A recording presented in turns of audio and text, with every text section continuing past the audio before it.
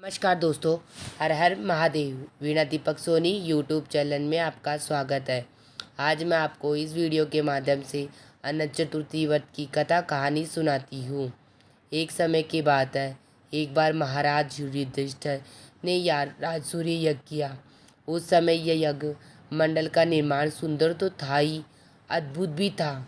वह यज्ञ मंडल इतना मनोरम था कि जल व थल की भिन्नता प्रतीत ही नहीं होती थी। जल में थल तथा थल में जल की भांति प्रतीत होती है। बहुत सावधानी करने पर भी बहुत से व्यक्ति उस अद्भुत मंडल को देखने आ पहुँचे को देखे धोखा खा चुके थे। एक बार कहीं से टहलते टहलते दुर्योधन भी उस यज्ञ मंडल को में आ गया और एक तालाब को स्थल समझ उसमें गिर गया। द्रौपदी ने उसे यह देखकर अंधों की संतान अंधी कहकर उनका उपहास किया। इससे दुर्योधन चिढ़ गया। यह बात उसके हृदय में बाण समान लगी। उसके मन में द्वेष उत्पन्न हो गया और उसने पांडवों से बदला लेने की ठान ली।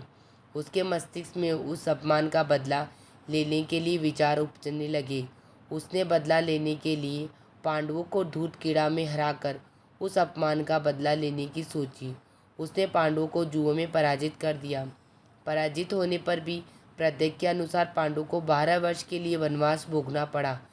वन में रहते हुए पांडव अनेक कष्ट सहते रहे। एक दिन भगवान कृष्ण जब मिलने आए तब युधिष्ठिर ने उनसे अपना दुख का और दुख दूर करने का उपाय पूछा। तब श्री कृष्ण ने कहा, हे युधिष्ठिर, तुम विधि पूर्वक अनंत भगवान का व्रत करो। इससे तुम्हारा सारा कष्ट दूर हो जाएगा और तुम्हारा खोया हुआ राज्य तुम्हें पुनः प्राप्त हो जाएगा। इस संदर्भ में श्री कृष्ण ने उन्हें एक कथा सुनाई। प्राचीन काल में सुमंत नाम का एक तपस्वी ब्राह्मण था। उसकी पत्नी का नाम दीक्षा था। उसकी एक परम सुंदरी धर्मपरायण था तो त्योजमयी कन्या थी जिसका नाम सुशीला था। सुशीला जब बड़ी हुई तो उसकी माता दीक्षा की मृत्यु हो गई। पत्नी के मरने के बाद सुमंत ने कर्कशा नाम की स्त्री से दूसरा विवाह कर लिया। सुशीला का विवाह ब्राह्मण सुमंत ने कौटिल्य ऋषि के साथ कर दिया। विदाई में कुछ देने की बात पर कर्कशा ने दामाद को कुछ उठे पत्रों के टुकड़े बांध कर दे दिए। कौटिल्य ऋषि दुखी हुए और अपनी पत्नी को लेकर अपने आश्रम की ओर चल दिए, परंतु रास्ते में ही रात हो गई। वे नदी तट पर संध्या करने लगे। नदी के तट पर साधना करने लगे। सुशीला ने देखा वहाँ पर बहुत सी स्त्रियां सुंदर वस्त्र धारण कर किसी देवता की पूजा कर रही थी। सुशीला के पूछने पर उन्होंने विधि पूर्वक अनंत भगवान की महत्ता बताई। सुशीला ने भी वही उस व्रत का अनुष्ठान किया और 14 गांठों वाला डोरा हाथ में बांधकर ऋषि कौटिल्य के पास गई। कौटिल्य ने सुशीला से डोरे के बारे में पूछा तो उसने सारी बात बता दी। उन्होंने डोरे को तोड़कर अग्नि में डाल दिया।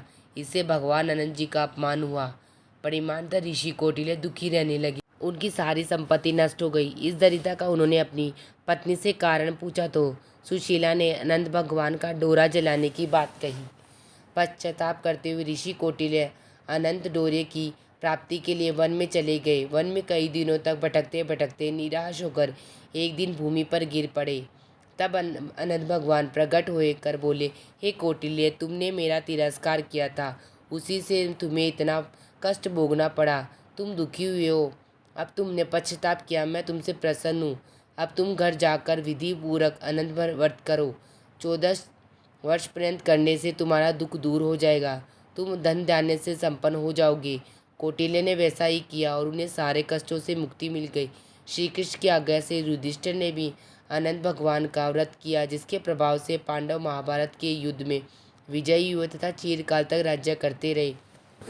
इसी प्रकार अनंत भगवान ऐसे ही है, जिसके मन में मनोकामना होती है उन सभी को पूर्ण करते हैं। जो श्रद्धा भाव निष्ठा के साथ अनंत भगवान की कहानी कथा सुनता या सुनाता है, उससे उन सभी की मनोकामनाएं भगवान अनंत पूरी करते हैं। इसी के साथ मेरी अनंत चतुर्थी व्रत की कथा कहानी समाप्त होती है। आप सबको मेरी कहानी कैसी लगी मुझे कमेंट में जय श्री कृष्णा लिख के ज़रूर बताना। वीडियो पसंद आई तो चैनल को लाइक एंड सब्सक्राइब जरूर करना, शेयर करना तो बिल्कुल मत भूलना। हर हर महादेव।